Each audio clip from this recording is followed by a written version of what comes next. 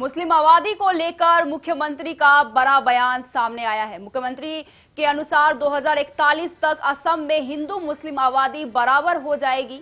2051 में हिंदू आबादी में मुस्लिम आबादी ज्यादा हो जाएगी। 2011 की जनगणना के आंकड़े इस बात की ओर इशारा करता है।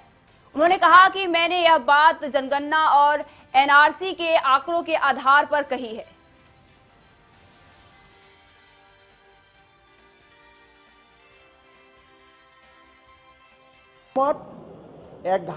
যদি জনগণনা আৰু এনআৰসিৰ ডেটা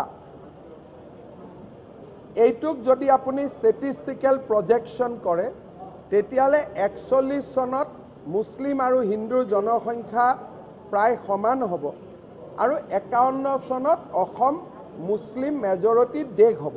এটো মই বনোৱা তথ্য নহয়। 2011 সেন্সাস পৰৱৰ্তী সময়ত এনআৰসিত আবেদন কৰা লোকৰ হিন্দু মুছলমান ৰিলিজিয়াছ ডিভিজন এই দুটাক যদি আমি ষ্টেটিষ্টিকেল প্ৰজেকশ্যন কৰোঁ তেতিয়ালে সেই ৰিজাল্টটো আমি পাওঁ। এনআৰসিৰ পৰ্যায় এইটোৱে আছে যে 20% 10% আমি আবেদন কৰি থোৱা আছে পুনৰীক্ষণৰ। সুপ্ৰিম কোৰ্টত আবেদনটো এতিয়াও শুনা নাই, কিন্তু এনআৰসিৰ 9,22,000 লোকৰ বায়োমেট্ৰিক বন্ধ হৈ আছে। তাৰ কাৰণে মানুহৰ বহুত অসুবিধা হৈছে। বায়োমেট্ৰিকখিনি মুকলি কৰি দিয়াৰ কাৰণে মই কেন্দ্ৰীয় চৰকাৰৰ লগত যোগাযোগ কৰি আছোঁ। नहीं, रिएक्ट करने का क्या बात है? वो तो मैं सेंसस पॉपुलेशन को बोला हूँ, रिएक्ट करने में क्या होगा? ये थोड़े पॉलिटिकल डिबेट है, ये स्टेटिस्टिक्स है।